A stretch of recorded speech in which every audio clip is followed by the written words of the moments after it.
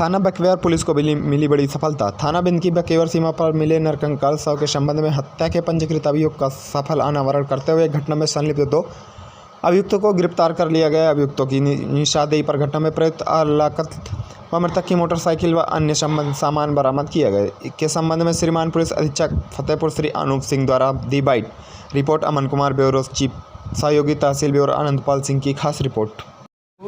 रात में करीब 12 बजे के आसपास ये सूचना मिली थी कि बिंद नदी में एक कंकाल बहते हुए आया है। तत्काल घटनास्थल पर पुलिस पहुंची, सीनियर ऑफिसर भी पहुंचे और कंकाल को कब्जे में लेकर के जब उसको देखा गया तो उसका धड़ जो है सर से अलग था और साथ ही साथ वहां पर वो शव काफ़ी पुराना था। तुरंत उसको पीएम के लिए मोर्चरी भेजा गया और उसका पहचान के लिए अग्रिम डीएनए सैंपल भी कलेक्ट किया गया, जिसको एफएसएल भेजा गया। बाकी जब आगे बारीकी से पूछताछ की गई तो पता चला कि बकेवर थाना क्षेत्र में 2 लोग हैं, एक राम भवन और प्लस उनकी पत्नी सरिता।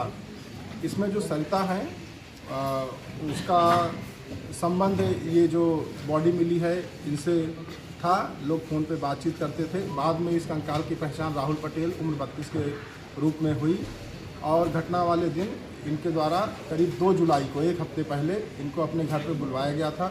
जब ये घर पर आए तो इनके पति द्वारा और इनके द्वारा मिल करके इनका गला घोट करके इनकी हत्या कर दी गई। उसके बाद इन्हीं की मोटरसाइकिल पर इनको बिठाकर, जिसमें पत्नी पीछे बैठी और पति चला रहा था, इनको नदी के किनारे ले गए और इनको शव पे पेट्रोल छिड़क करके आग लगा दी गई और जो इनका सर था वो धड़ से अलग कर दिया गया। साथ ही साथ हाथ की कलाइयाँ भी काट दी गई और नदी में शव को फेंक दिया गया। जो बांका था वो इनकी निशानदेही पे बरामद कर लिया गया है। साथ ही साथ मोटरसाइकिल के टूटे हुए अवशेष भी झाड़ियों से बरामद किए गए हैं। जो इनका मोबाइल था उसको भी इन्होंने तोड़ करके नदी में फेंक दिया था, जिसका कुछ हिस्सा बरामद कर लिया गया है। फील्ड यूनिट को बुला करके घटनास्थल से जो आग लगाई गई थी उसके कालिख और अन्य अवशेष कलेक्ट किए गए हैं। इन लोगों में पूछताछ में एक बात और पता चली कि कानपुर के पश्चिमी पारा थाना क्षेत्र में इनकी गुमशुदगी भी लिखी गई थी। उसी के क्रम में इनकी पहचान हुई और आगे घटना